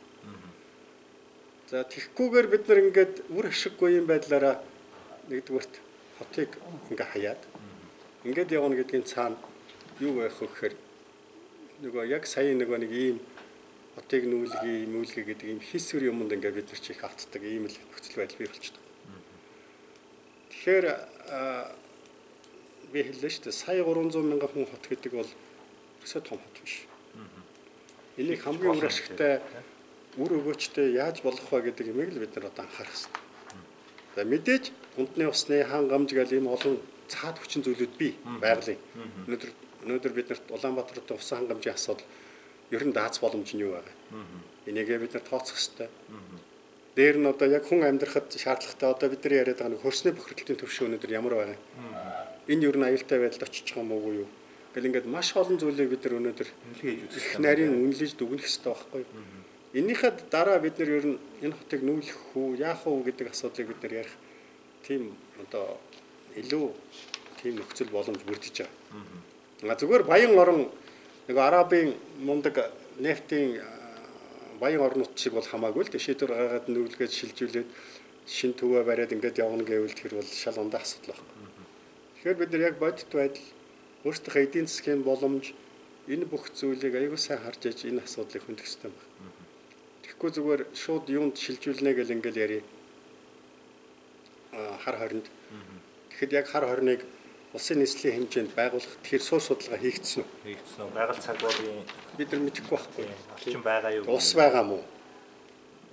Орхон байгаа юм чил гэж ярих хавтаа гэдэг чинь бас л өөр асуудал байхгүй. Тэгээд ийм хөрс мөрс гэл маш олон хүчин зүйл шүү дээ. Тэгээд ийм юмнуудаа бид нар их улс ортой ярихгүйгээр тэгээд нэг ийм хийсвэр сэдвэрүүл ороод ах шиг л мэрэгжлийн хүний хувьд надад тэгж санагдав. Та техникэн дээр суугаад ингээ үсэн гэхээр яг хоёулаа халамцсан ярьж байгаа юм шиг. За. Үсэн жоохон ингээ дарчих та. Үсээр бити орл. Тэгээд байна. За. Тэгээд дастаас өдөр ядж хад энэ гэрлийг удраачихгүй. Энэ яар шал илүү шүү дээ. Тэр нэг баард хоёрын дөрөөр халамцсан ярьж байгаа юм шиг. Айгу мэрэгжлийн юм ярьж байгаа чинь. За. Өөр. За ингээд цулаар хотын оршуулгын газар гэж нэг асуудал. За. Одоо ч байна. Нэгдүгээрт одоо өнөөдрийн хүртэл цугларсан оршуулгыг яах вэ? 70 дугаар одоо хашаатцнаас өөрчлөх байна. Одоогийн оршуулгын зан үйл болж гин үү? Энэ хэр доктортой ирээдүйд байж болохоор хэлбэр вэ? Хот гэдэг нэг энэ ойлголтын цаана байдаг нэг их том зарчим байдаг. Суур зарчим. Нэгэнд олон хүн нэг дор төлөвлөж амьдарч байгаа энэ орчинд хамгийн түрүү анхаардаг зүйл энэ улсуудын аюулгүй байдал гэж. Энийг л ханх ёстой. Хүнлэг байхад нөгөө л хүнлэг рүү байв. Үгүй тэр хамаагүй тэр хүнлэг ингээд хайчи. Ерөөсөө энд чинь аюулгүй амьдрах хэрэгтэй байхгүй. Хамгийн чухал зүйл энэ. Аюулгүй амьдрна гэдэг чинь чи байгалийн гамшигаас. Жишээлбэл хамгаалагдах хэрэгтэй. Газар хөдлөлт мөдлөлт бүх юмд нь барилгын төсвөртэй одоо юу байдгийг. Энд чинь ингээд гал төмөр гарахад ингээд бүх башин нөгөө Лондонгийн төмөр шиг ингээд бүх башин шатчихгүй байх хэрэгтэй жишээлбэл. Үер болоход жишээлбэл хүн ам нь үерээс хамгаалагдсан байх хэрэгтэй. Нөгөө далан сууг бүх юм энд хийгдсэн байх хэрэгтэй. Гэдэг шиг ийм их олон ийм аюулгүй байдлын аюул том шаардлагууд байдаг байна. Тэгэхээр юу гэсэн үг вэ гэхээр ёс заншлах гэхээсээ илүү энд бидний баримтлах хэвээр хамгийн түрүүний асуудал бол аюулгүй байдлын асуудал. Орсон суугчдын аюулгүй байдал. Токиод яасан гэхээр Япон ч бас буддийн орн шүү дээ. Тэнд бас хүмүүсийг ингэж оршуулдаг байсан ийм ёслолыг 92 онд Токио хотын шийдвэр гараад бүгдийн чандралдаг болсон. Болдог байсан гэсэн үг тийм. Яг бүтнээрээ ингээд бүтэн цогцоор нь газар ингэж оршуулдаг байсан ёслолыг. Тэгэхээр Японч бол маш их эртний уламжилтай их үн чи ийм л үндэстэй шүү дээ. Токио яагаад ийм шийдвэр төрсөн гэхээр яг л энэ байхгүй. Нөгөө цогцоор нь газар оршуулга гэдэг чинь өөрөө нөгөө хөрсний бохирдол, усны бохирдол гэл тэгээд дээр нөгөө нэг газрын үн чинь нөгөө их газар эзэлж байгаа энэ төр гэл маш олон хүчин зүйлүүдээс хамгийн гол суур зарчим нь нөгөө хотын иргэдийн аюулгүй байдлыг хангана гэдэг зарчим сөргөөр нөлөөлж байгаа учраас хотын иргэдийнхаа юм танилцуулаад саналыг аваад тэгээд 92 оноос Токиод зөвхөн чандралдаг болсон. Тэгэхээр чин зэрэг яг энэ өнцгөөс харуул бид нар Улаанбаатар хотод жишээлбэл оршуулгыг яг ингэж хийнэ гэдэг л ийм шийдвэр гаргаж болох байхгүй. Дүрмтэй болно. Яг ийм дүрмтэй болно. Яг л ингэж хийдэг. Гэхдээ магадгүй хүн одоо яг өөрийн нөгөө шашин шүтлэг бүр их нарийн уламжил одоо үндэсний тийм цөөнх энэ байдаг шүү дээ улс оронд. Тийм улсууд бол хамаагүй тэр шарлаа аваад өөрийнхөө нутагт юм уу өөр одоо Улаанбаатар хотоос өөр газар орчинд тэр маягаар оршуулах тийм боломж нь бас байх хэрэгтэй л дээ. Гэхдээ хотод нөгөө нэг энд оршин сууж байгаа улсуудын чинь нөгөө бөөнөрөө ингээд нэг дор амьдарч байгаа улсууд хамгийн том аюул чинь энд нөгөө аюул маш хурдан тархаж их олон хүнийг хамрах юм аюултай байдаг учраас тэр аюулгүй байдаг гэдэг суур шаардлагыг бид нар маш их анхаарч явах хэрэгтэй байна. Одоо 70 давхар нарангийн гэрээ яах вэ? Одоо тэгэл энэ чинь одоо яадгийн нэг л тийм арга хэмжээ хийх хэрэгтэй байхгүй ариутгах юм уу одоо нүүлгдэг юм уу одоо яадгийн тэгээд нүүлгээ зүгээр л орчихгүй л бахал та. Тэгэхээр Японд одоо жишээл ийм жишээ байдаг. Тэгэхээр л энийг бид нар бас л яг энэ үндсээрс л энэ шийдвэр гаргах хэрэгтэй болчиход байгаа. Зарим орн чинь их гоё зүгээр нэг ингээд чандарлаад орхичж байгаа биш. Их гоё эко тийм оршуулгын газрууд нийцсэн байлээ шүү дээ. Чандарлаад яг чандралсан юуг нь модны яг үндсэнд хийгээд тэгээд мод ургуулад тэгээд тэр чинь нөгөө нэг гэр бүлийнхэнд дурсгалтай тэгээд сэтгэл зүйн тэгээд ингээ мод болоод ингээ явдаг. Тэргээр нөгөө ингээд ийм нөгөө саад хийдэг. Тийм юмнууд хүртэл гарцсан байлээ ш. Тэгэхээр хамгийн гол баримтлах хэвээр зарчим нь ердөө л иргэдийн аюулгүй байдал. Хотын одоо ерөнхий төлөвлөгөө энэ бодлогын баримтчгүүд 2030 он хүртэл ингээ явж байна. Эднийг ер нь одоо энэ подкастын маань ингийн хүмүүс сонсч байгаа. Ямар хүмүүс ямар үе шаттайгаар боловсруулад ингэж явдаг одоо явж байгаа. Өмнө таны үед жишээ нь яадаг байсан. Энэ бий болсон зах зээл болон социализмын нийгмийн хот төлөлтийн баримт шиг боловсруулах үе явц. Тэдний оролцоо мэрэгчлэнүүд цаар хүрээ байгуулах гэдэг юм. Яг социализмын үеийн зүгээр яг нөгөө нэг зорилт юу хоёр бол өөр байсан. Яг одоогийн нөгөө тавьж байгаа зорилго энэ зорилт хоёр чинь арай өөр байсан л да. Зүгээр яг арга хэлбэрийн хот төлөвлөлтийн энэ арга хэлбэр бол нөгөө сонгодог гэдэг зарчим бол одоо хүртэл мөрдөгч байгаа. Ерхий төлөвлөгөө хийдэг үе шатуу тэгээд тэнд хийгдэг гол үндсэн суурь судалгаа аргачлал гэдэг юм чинь одоо би одоо 79 оноос хойш архитектор хийж байна. Тэр хэлбэр чинь уламжлалтаа л явж байгаа шүү дээ. Зүгээр хамгийн гол юм юу гэхээр социализмын үед улсын их том эрдэм шинжилгээ судалгааны институтууд яг энэ чиглэлд маш их ажил хийдэг байсан. Нарийн суурь судалгаанууд хийдэг, байнгын мэдээллүүдээр ажилладаг. Тэр мэдээллүүдэд бид нар ашиглаад ингээд төлөвлөлтийг хийдэг ийм арга хэлбэр байсан. Зүгээр би бол яг одоогийн нөхцөлд яг ийм тэр төвшингийн ийм судалгаа хийгдэж байгаа гэдэгт би итгэхгүй. Тэгээд нөгөө хувийн компаниуд ийм ажлыг аваад хийнэ гэдэг маань өөрөө нөгөө яг энэ судалгааны нэгдүгээрт бааз суурь муутай. Хоёрдугаарт өөрсдөө хийх боломж байхгүй. Тэгэхээр социализмын үед энийг чинь их том институтууд бүхэл бүтэн судалгааны эзэмшилгээний байгууллагууд хийж исэн ийм ажил. Тэгвэл мэдээж тэр судалгааг ашиглаад дахиад шинжилээд явах боломж байгаа л да. Тэгэхээр илүү нарийн судалгаа дүгнэлтүүдийг хийх боломж бол урд нь байсан. Харин яг энэ суурь судалгааг хийх энэ юм дээр бол төрийн оролцоо байх хэрэгтэй. Төрийн яг ийм институт байх хэрэгтэй. Энэ чинь их чухал зүйл шүү дээ. Зөвхөн ганцхан хот төлөвлөлтөнд төдийгүй энэ чинь хүн амын эрүүл ах бай, эрүүл мэнд тэгэл маш олон нөгөө төлөвлөлтийн суурь юунуудыг гаргах боломж чинь энэ судалгаан дээр л үндэслэгдэж бий болж байгаа шүү дээ. Түрүү хоёлаа нэг хоёр үгийн ялгаа нь маш том ялгааны талаар ойлголтын ялгааны талаар ялгаа гаргажсан. Энэ хот төлөвлөлт бол хот байгуулалт гэдэг тийм. Бас нэг хүмүүсийн андуурдаг зүйл бол хотын өнгө үзэмж гоо зүй, urban planning, urban design. Urban design ч одоо гоо зүй гэсэн үг шүү дээ. Urban design planning хоёрыг бас андуурдаг нэг зүйл юм шиг. Тэгэхээр хотын гоо зүй, urban design гэж юу байх хэвээр та тэр талаар тодруулж ярь.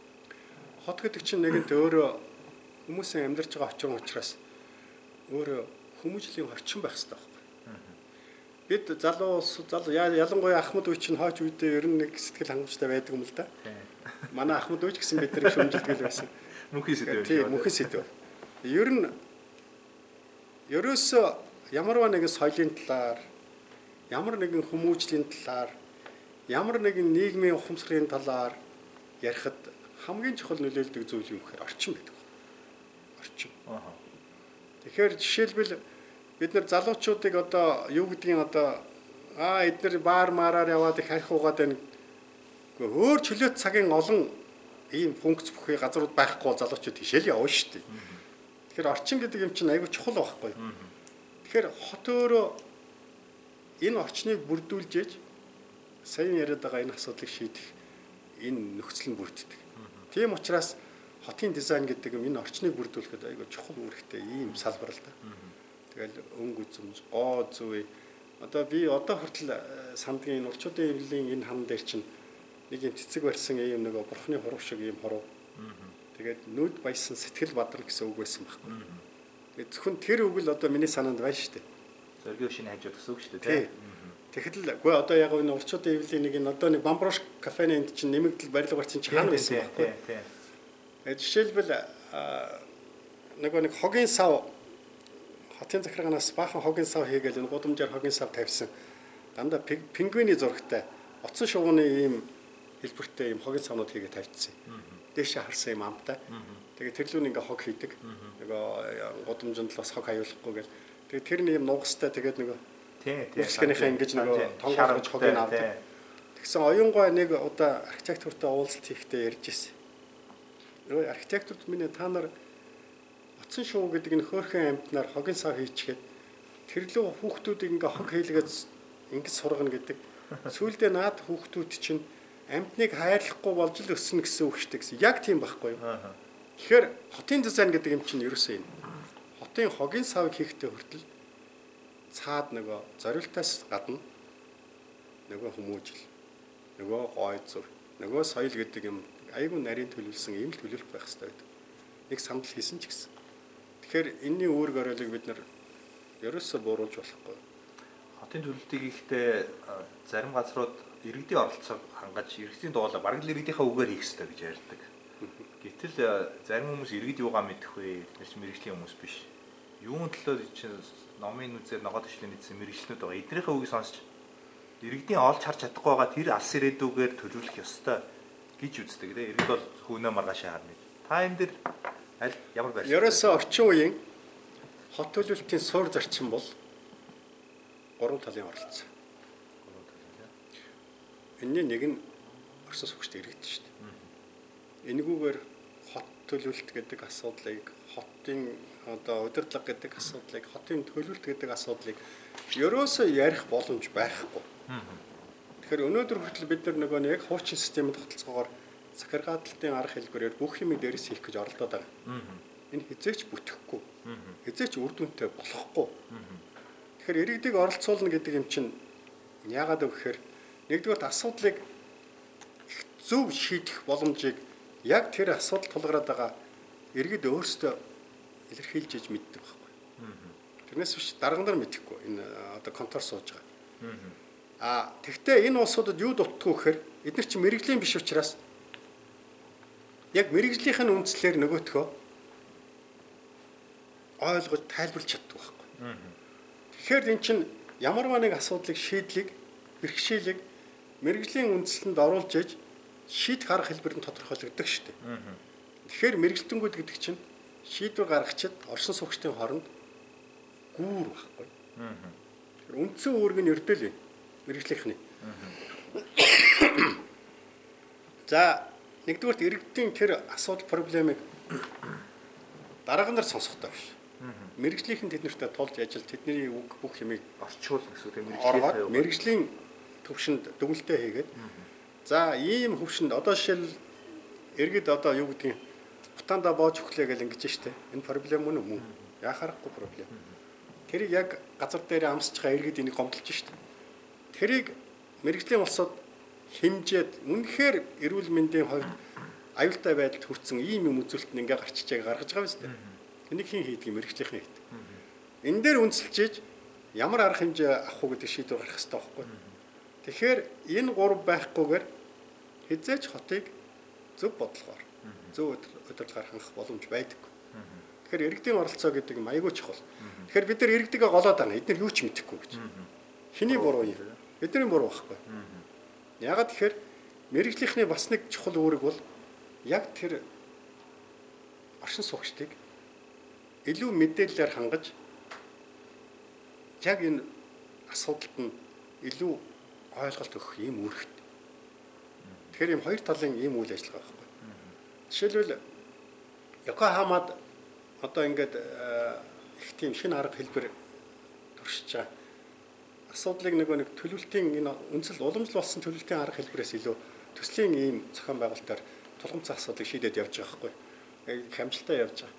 Тэгэхээр нэг төслийн цугл юу энэ хилд сүлэгт ингээд иргэдэд ингээд зарлаад маш том ийм спортын комплексд ингээд хуралдахад хин ч өрөөг байхад 10,000 гаруй хүн ирж байгаа.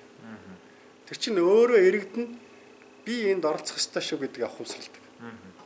Дээр нь иргэдийнхээ үгийг сонсоод тэрэнд гарч дагуу шийдвэр гаргадаг учраас иргэд нь итгэл үнэмшилтэй болцсон.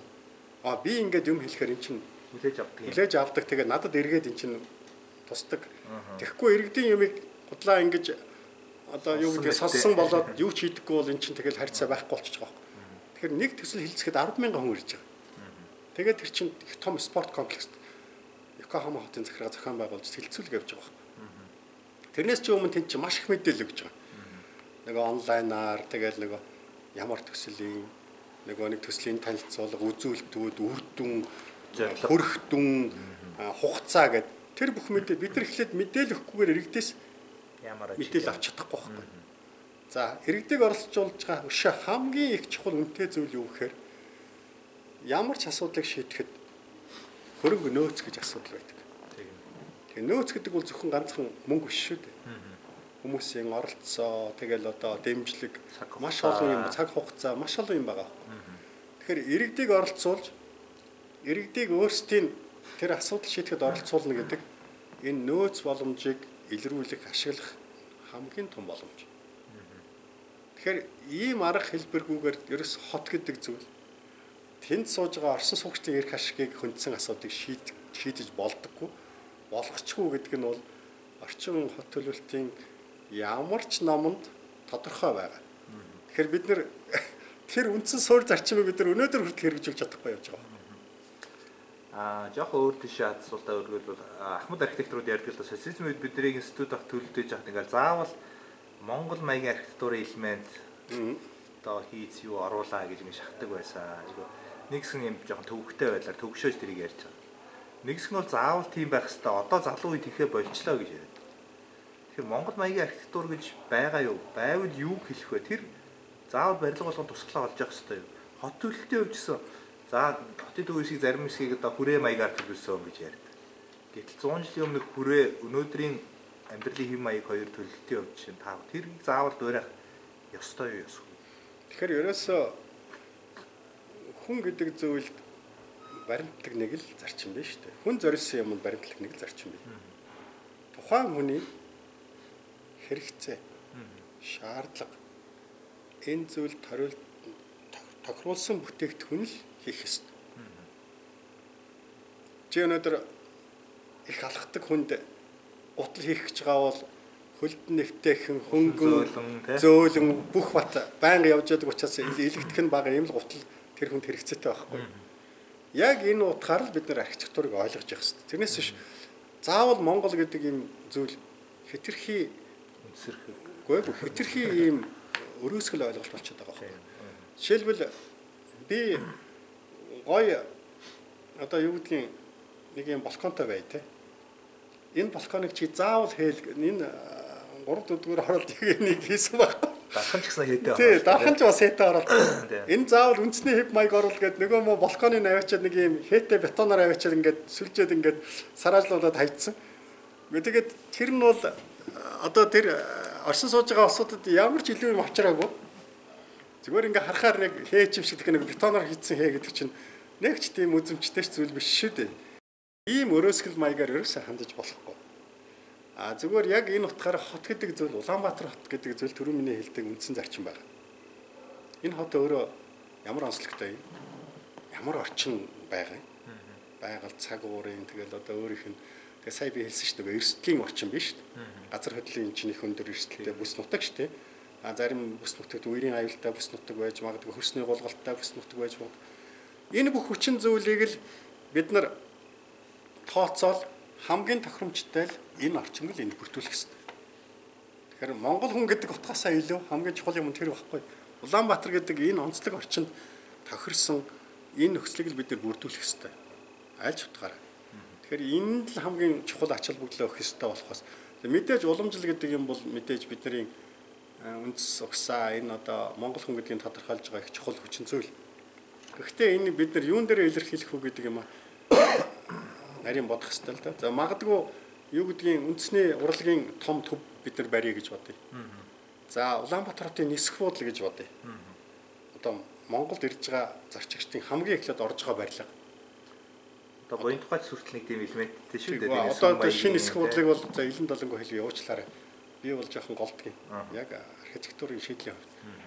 Тэгэхээр гаднаас Монгол гэдэг энэ оронд ирж байгаа хүн Монголд анх удаа ирээгүй хүн эсвэл шууд буухад л тэр нисэх буудлын гэдэг юм энийг Монгол үндэсний тэр нэг илэрхийлсэн утга санаа тэр дизайн заавал байх хэрэгтэй. Үүд гэдэг утгаараа. Үүд гэдэг утгаараа. Анхны төсөөлөл өгж байгаа утгаараа. Гэхдээ энэ нь яг нөгөө нэг нисэх буудлын нарийн функцүүд биш. Тэр чинь үйлчлэгээний нарийн технологи. Тэр нь бүгд маш чотки байдгаа. Гэхдээ тэнд үндэсний гэсэн шийдэл үндэсний гэдэг төрхийг тэн дээр бид нар хадгалах хэрэгтэй байхгүй. Ийм юм барилга болгон биш те. Барилга болгон биш. Ийм онцгой объектууд байна шүү дээ бид нар. Одоо юу гэдгийг засгийн газрын одоо ордон гэл ингэхэд шинэ ордон гэл бид нар чинь бас нэг өөрийн нэг өрмөцөм хийх гэл эн чинь өргөтгөл хийгээл Чингисийнхаа юм уу ингээл байршуулаад ийм юмнууд бол заавал байх хэрэгтэй. Тэрнээс биш зүгээр тийм өрөөсгөл маягаар нэг хээ хоор тавьснараа юм уу? Одоо ингэж шийднэ гэдэг бол өрөөсгөл ойлголт болчиход байгаа. Одоо дараагийн асуулт бол манай одоо барилгынхны архитекторуудын за зураг төслийнхний зах зээлийн хэмжээний асуудал байна л да. За жишээг үнэ гэдэг зөвлөмж баримтчиг байгаа. Тийм зүйл байх ёстой юу? Эсвэл зах зээлийн цэвэр зохицууд байх ёстой юу? Жишүүг нь тусуулаад байгаа юу, гай болоод байгаа юу гэж боддог байна. Зүгээр яг нэг өнөөдөр манай цаад хэрэглэгч захиалагчдын ойлголт бол нэг зураг төслөг гэдэг бол оюуны бүтээл гэж ойлгохгүй. Энэ зүгээр нэг энэ одоо нэг хэлбархан зурчдаг нэг одоо зураг мураг ингээ хийчдэг ажил гэх. Тэгэхээр тэрийг үнэлэх үнэлэмжийн их доогор. Тэгэхээр яг энэ нөхцөлд ямар нэг хэмжээгээр тэр үнэлгээг нь жоохон ахиулсан энэ юу байгаа байхгүй юу? Хамгаалсан тэрийг арай жоохон ихссэн ийм суур гаргаад. За ийм суур байдаг шүү. Энэ дээр нь ийм коэффициентууд хэрэглээд ингээд ихтгэл зүй хэрэглээд энэ нөхцөл байдлаас нь хамааруулсан ингээд гардаг юм гэхээр нөгөө хэрэглэгч захиалагч маань бас нэг ойлголттой. Тэн дээрээ суугаад хоёр талаасаа ингээд хилцээд үнэ тогтооход хялбар болгож байгаа. Дөхөн болгож байгаа. Зүгээр үндсэндээ бол гол цаана байх хэвээр зарчим юу гэхээр ерөөсөө эн чинь оюуны бүтээл учраас тэгээд сэтгэл ханамжийн одоо юу байдаг учраас энэ бол уулын цаанаасаа яг тэргээр үнэлэгдчих хэвээр зүйл байхгүй. Гэхдээ нэг хэцүү юм нь юу гэхээр хүн болгон архитектор биш тэрийг сайн ойлгодог учраас хүний дизайныг үнэлж чаддаг байхгүй. Энэ ямар бүтээл болж ийн гэдгийг үнэлж чаддаг. Яс үнэтэй л гэдэг тийм. Яс үнэтэй л гэдэг байхгүй. Зүгээр баруунд бол ерөнхийдөө хамгийн өндөр түвшин яг барилгын нөгөө нэг объем хэмжээнээс хамаарат 8% энэ байдаг. Бүх төсөвд өртгөн шүү дээ. Тэгэхээр энэ бол нэлээд өндөр үнэлтэй. Зүгээр Америк зэргийн оронд архитекторууд чинь өндөр цалинтай улсуудад ордог. Ийм л мэрэгжил шүү дээ. Ер нь орлого өндөртөд ордог. Гэхдээ мэдээж чадвартай архитектор л байж байгаа тийм шүү дээ. Тэрнээс зүгээр бүх архитектор биш. Тэгэхээр энэ утгаараа бол манайх бол харьцангуй доогуур. Гэхдээ одоо эхний ээлжинд нэг ийм бас нэг юм суур юм байхгүй бол бас хэцүү болчиход байгаа юм л. За нэг талаас хоёр талаас нь архитектурын бүтээл гэдэг юмыг хүн яг хэрэгжилж ээж мэддэг ийм бүтээл байхгүй. Тий. Тэр дараа үр дүнээ мэддэггүй. Тэр дараа зураг ойлгодог ч ойлгодоггүй ч зарим нь их гоё байна гэд баримтсан хана өө эн чи юм байсан юм уу гэх чинь би. Тэгэхээр тэр үнэлэмж гэдэг юмыг урьдчилан тооцоход бас хэцүү байдаг байхгүй. Би ганц жишээ яриа. Японы нэг модон хийцийн алдартай архитектор байдаг. Би Токиод тэрний лекцэн сууж ирсэн. Тэгээд мань хүн хятадын нэг баян тэр бомтон мань хүнд барилга захиалж л дээ. Орон сууц ууланд. Тэгээд би маш их ачаалтай байдаг. Тэгээд би энэ ууланд барьж байгаа энэ орон сууцантай яг нэг стрессээ тайлж ингээл нэг сайхан амардаг нэг тийм л сууцал хийх гэж байгаа. Гэт мань хүний гуйч та хийгээд өгөөч гэж. Тэгэхээр нөгөө Япон архитектор нэг л болол тавьсан байна. За би хий. Хоёулаа жил 6 сар уулзахгүй шүү. Дунд нь тэ процесс. Процессын үед ерөөсөө уулзахгүй. Тэгээд би дуусгаад жил 6 сарын дараа л би барилгаа хүлээл гэж байна. Тэгээд мань хон нөгөө хятадын их гоё юм байгалийн тогтолцоотой нэг гоё ууланд цаг уурн ч их гоё юм байна. Нөгөө хулсаар хус ашиглаад тэгээд орон сууц барьсан. Өөрөө зургийг гаргаад өөрөө удирдаад тэгээд бариад тэр таслахаа маслахаан зарим нь ингээ зүгээр юм гоё зотон даав юм аавтай. Нөгөө нэг хуваарлтын төр. Тэгээд жил 6 сарын дараа нөгөө захиалагчаа дуудаад нөгөө баяныг дуудаад за байшин гаав гэ. Тэгээ нөгөө нөхөрчий горж өчгээд дунгаж чадахгүйсэн гэж. Нөгөө баян хүний төсөөл чи ондоо шүү дээ. Барилга гэхээр л одоо яста нөгөө бараг л алт мөнгөөр барьц гоёдсон нүсэр нөгөө нэг мундаг сонгодог классик зарчим ч юм уу одоо тэгэл ямар ч байсан одоо мундаг юм бодож байгаа шүү. Шал ондоо ийм барилга болохоор нөгөө хүн чинь шоконд орчиж байгаа. Тэгээд нөгөө архитектор хэлсэн гэж юм. Би одоо энэ өөрөөс чинь одоо бол энэ барилга ямар болж байгаа гэж асуухгүй. Хоёулаа жилийн дараа олцснаа гэдээ яваад гисэн. Тэгээд одоо бол тэр баян хамгийн их сэтгэл ханамжтай байдаг гэж байгаа тэр барилгатай. Үнэхээр яг уулан дээрэл нөгөө гоёын дулаахан нөхцөл яг ингээ амьдрахаар яг нөгөө байгальтайгаа харьцаал нөгөө шуу мууны дуу муу усны чимээ тэнд үнэхээр амарч чаддаг. Одоо тэр барилга хятадын их том компаниудын сурчлагаа тэнд зургийг авдаг. Киноны зураг авдаг бүр тийм барилга болцсон. Айкон болсон тийм. Тий. Яг тэр чинь ер бүсийн тэгээд нөгөө яг нөгөө экологтой зорьсон, яг зорилтхон нийцсэн тийм л эд байхгүй. Тэгээд нэг хулс ашиглагдсан. Үүнтэй холбогдуулаад асуух сүүлийн үед яг за мөнгөтэй компаниуд мэдхгүй Монгол архитектуруудаа голдог ч юм уу эсвэл дэлхийд даяарчлагдаад гадны зургийн байгууллагууд архитектурууд Монголд их захиалгаар төлөв зураг гэдэг болж л тэ. Энд ямархуу бодлогоор хандах хэвээр бид нар энд нээлттэй байх хэвээр юу эсвэл тодорхой хэмжээгээр хязгаар хаалт тавьж дотоодын зах зээлээ дотоодын юуг хамгаалах хэвээр. Би архитектор гэдэг өөрөө урлаг учраас би ямарваа нэг урлагт ямар нэг саад байж болохгүй л гэж байна. Нээлттэй байх хэвээр. Нээлттэй байх. Тэгжээж бид нар өөрсдөө манайхан өөрсдөө манай одоо энэ архитектурын төвшин тэр хэмжээнд л хөгжиж шүү дээ. Тэрнээс биш зүгээр гадаадынхан болохгүй гадаадынхан ямар ч байсан хаалттай байна гэдэг энэ нэлээд оронд энэ зохицуулт би ер нь. Гэхдээ ер нь энэ архитектур гэдэг юм чинь зарим оронд жишээлбэл дэлхийн алдартангуудын барьсан барилгыг үзэх гэж хүмүүс ирдэг байна. Жишээлбэл тий. Жишээлбэл Франк Герригийн сая Хонконгт барьсан 20 хэдэн давхар орон сууц мань хүн анх удаа Хонконгт мушгирцсан. Тэрийг чинь үзэх гэж улсууд очих юм. Тэгээд тий. Тэрийг гаднаас нь харахаас ч чи орно гэвэл чамаас юу нэхнэ гэж бодож байна. Та банкнд 2 саяас баггүй хадгаламжтай гэдэг банкны тодорхойлолттой байж ич татгшаа оруулж үзэх хэрэгтэй. Тэгэхээр эн чинь нөгөө архитектур гэдэг чинь өөрөө урлагийн бүтээл байхгүй. Тэгэхээр дэлхийн алдартнуудын тэр бүтээлийг жишээлбэл Монголд бид нар нэг тийм бүтээл Улаанбаатар босгуулахад тэрийг зорж зүгээр үзэх гэж ирэх хүмүүсэндээ байна. Жуулчид байна, архитекторууд байна, инженерүүд байна. Одоо тэр чинь хүний нэг энэ урлаг талаасаа тэрийг үнэлдэг үлэмж чинь их ондоо шүү. Тэгэхээр жишээлбэл бид нар Улаанбаатар яг тийм олон улсын нэг их чухал барилгыг, олон нийтийн зорилттой барилгыг яг олон улсын тендер зарлаад засгийн газрын хөрөнгөө гаргаад ингээд хувийн сектортойгоо хамтраад том уралдаанд зарлаад дэлхийн нөгөө мундгууд ирээд энд нэг барилга барина гэдэг бол биднэрт л сайн болохоос ш тэр муу юм өртөө байхгүй. За тэгээд хоёулаагийн ярилцах цагийн үрээд өндөрлж байна. Маш сонирхолтой сайхан байлаа. Нэлээд удаан ярилцлаа. Өшөөж асуумаар асуулт олон байна. Гэхдээ цаг хугацаа хэмжээ хязгаартаад сүүлийн асуултыг танд үлдээе. Тэгээд хоёулаа ярилцлага өндөрлөе. За би ч юуг нь асуух уу. Тэгээ би архитекторудаа хандаж нэг л зүйлийг хэлдэг юм. Энэ мэрэгжил яг өөрөө дурлж байж өөрөө энэ мэрэгжлийнхаа сайхныг ойлгож байж мэдэрч байж л эзэмшдэг юм л мэрэгжил. Тэгэхээр энийг л ойлгох хэрэгтэй. Энэ бол зүгээр нэг тохиолдлын мэрэгжил биш. Нэгдүгээрт.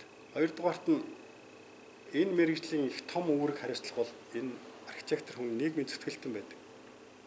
Энэ зүгээр тийм хис хүрэг биш.